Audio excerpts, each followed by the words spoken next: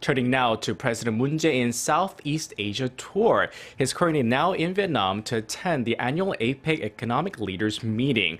There, the president is promoting economic integration through open and free trade. Our top Cheongwadae correspondent Moon Connyoung files this report from Danang. Leaders of the world's major economies have been flocking to this coastal city in Southeast Asia, known for its sandy beaches and history as a French colonial port, for this year's APEC summit.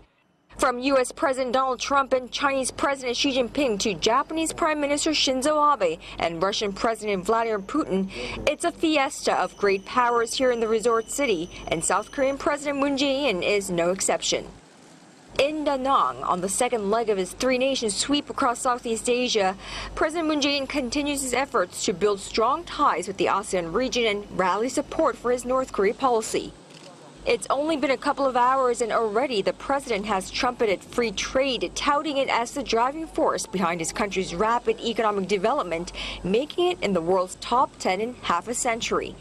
Speaking to the APEC Business Advisory Council, Mr. Moon urged economic integration through open and free trade, calling for the swift establishment of regional economic integration bodies such as the Free Trade Area of the Asia-Pacific Initiatives and Regional Comprehensive Economic Partnership, also known as RCEP. Revisiting his people-centered economy initiative, the South Korean president heralded open, inclusive, balanced, equitable, and innovative growth that does not leave anyone behind. The South Korean president has a series of one-on-ones lined up on the margins of the main event, starting with his meeting with Vietnamese President Trần Đại Quang early Saturday morning.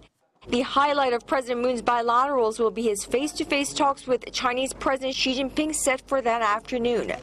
It'll be interesting to see their interaction and their first rendezvous since Seoul and Beijing agreed to move beyond the year-long standoff over the deployment of a U.S. anti-missile system in South Korea.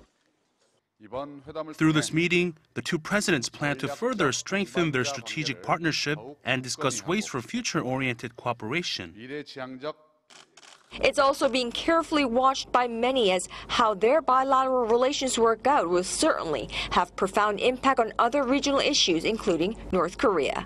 Moon Connyoung, Arirang News, Danang.